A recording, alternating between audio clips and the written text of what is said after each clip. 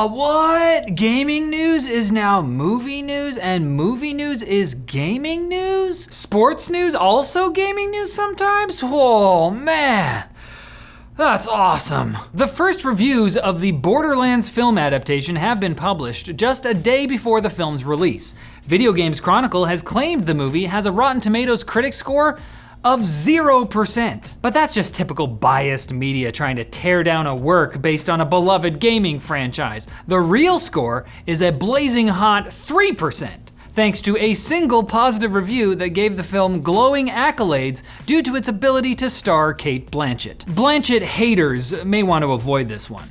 So should gamers, movie lovers, and carbon-based life forms, according to Rolling Stone. Cate Blanchett herself has said perhaps some of the worst things an actor can legally say about a movie she's trying to promote, stating that Borderlands is not Citizen Kane, nor is it Grapes of Wrath or Blade Runner. And that makes sense, because those are all different films. She also doesn't think anyone would call the film art, but I don't think that excuses the film for not crediting two key VFX artists who spent months helping to bring Claptrap to life. I'd like to say that's the worst thing the film has done, but Gearbox CEO Randy Pitchford has a producer credit, so all bets are off.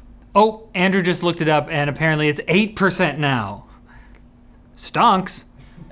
The PC adapter for the PlayStation VR 2 has been released, and its reviews are slightly kinder than the Borderlands ones. For starters, the $60 adapter doesn't come with the DisplayPort cable needed to connect it to your computer, so you might need to also buy one of those. Also, the adapter doesn't have Bluetooth functionality built in, which is necessary to connect the Sense controllers and complete the setup. To make matters worse, some reviewers state that even with Bluetooth built into their PC's motherboard, the connection was too flaky to complete the initial setup that allows you to actually use your PSVR 2 on your PC. In that case, you might also need to buy an external Bluetooth adapter, and according to an official support page, only 4 have been tested to work by Sony Interactive Entertainment. Even then, the page says that operation is not guaranteed.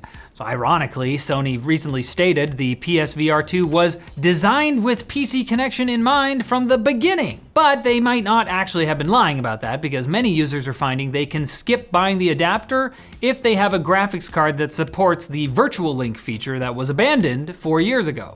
So I think what Sony meant is they had PC connection in mind from the beginning of 2019, and then they just stopped thinking about it. It wasn't in their mind after that point. Arkane Studios founder Rafael Colantonio, that is a great name, has announced his next game, a first-person action RPG, and we're already hyped about it. And by we, I mean Jacob, who wrote this story. While the developer has left Arkane to co-found his current studio, Wolfeye, he says that fans of first-person titles he's previously been involved with, like Dishonored and Prey, will be happy with it. But that's not all. When citing the game's inspirations, he pulled out the big guns, Fallout and Obsidian Entertainment. In an interview with Eurogamer, Colantonio described the title's art direction and gameplay as Fallout meets Dishonored, claiming it leans closer to Fallout in terms of RPG-ness. As for the Obsidian connection, Colantonio said his game seeks to replicate how that renowned studio's RPGs fall back on their feet when you shoot them between the eyes. And if you're wondering what that means, so am I. I'm pretty sure he's referring to how Obsidian RPGs can still be completed no matter what you do in the game, because Colantonio goes on to say that players will be able to go anywhere and kill anyone you want, which is what freedom is. No, don't. The game isn't being shown to the public yet, but you can apply to be part of the alpha test and then pray to the gaming gods that this won't be a disappointment. Also, not a disappointment, our sponsor, Delta Hub. Those 12-hour gaming sessions are bound to leave you feeling some type of way after, perhaps in mental pain from the stress or euphoria, or physical pain from repetitive mouse movements. It'll definitely be pain though, why do you do it? Whatever your answer is, Delta Hub might be able to help with the physical part. Their Carpio stands out from traditional static wrist rests thanks to feet made from polytetrafluoroethylene. I don't know what it is, I just know that it glides along with your hand movements and it's beautiful. A ton of us use them here at LMG, so it just felt right to partner with them to bring you a limited edition LTT Carpio coming very soon. As for the mental pain, I mean, maybe you can numb that a little bit by clicking our link in the description to get notified when the LTT Carpio drops. It's It's worth a shot. As a mother of 3, I don't have a lot of time. That's why I trust QuickBits to fill my gaming news needs with 5 small, easy-to-swallow stories.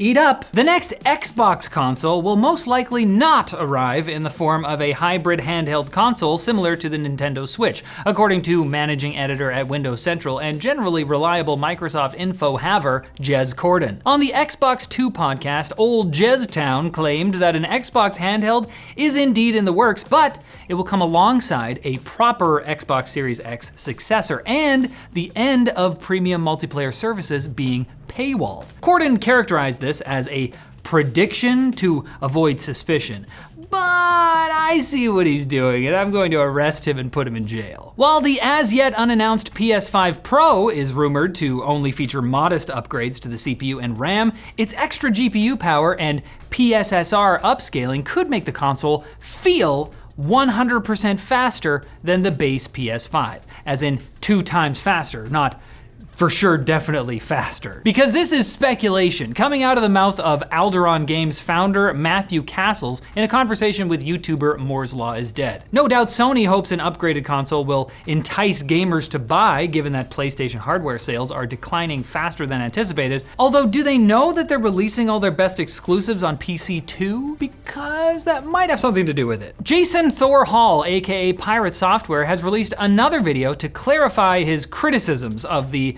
otherwise universally loved Stop Killing Games initiative. As an example, he suggests that the requirement for games to still be playable after developer support ends could incentivize bad actors to make it financially impossible to maintain a game with costly cyber attacks. That way, they can create their own monetized private server once the original developer ends their support. Pirate Software is an accomplished hacker, so I'm not going to make him mad. I'm just going to casually point out that the European Citizens Initiative, supported by Stop Killing Games, already had 1/5 of the necessary signatures with a year still to go. And now I'm gonna tell him his hair looks very nice today. You can now play a fan-made remake of the very first Fallout game. Fallout Vault 13 is a giant mod for Fallout 4 that was originally announced back in 2021. 2 years ago, the developers of the mod announced a demo, but then went quiet. Until now. Starting today, August 8th at 9 p.m. Eastern Time, Fallout fans can download the demo from the mod's Discord server.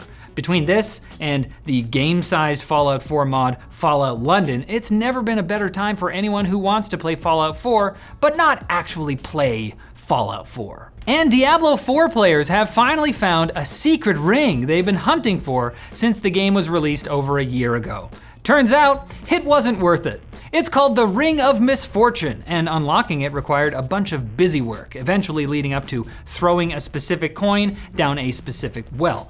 If you do it right, you get the ring, which has up to a 100% chance of draining all of your resource, which Diablo characters need to use their skills. So, dedicated players spent countless hours investigating a game to unlock an item that makes it very difficult to play said game. Tremendous, but not as tremendous as it would be if you came back on Tuesday for more gaming news. I don't know if I'd be able to take it, frankly. Please stay away.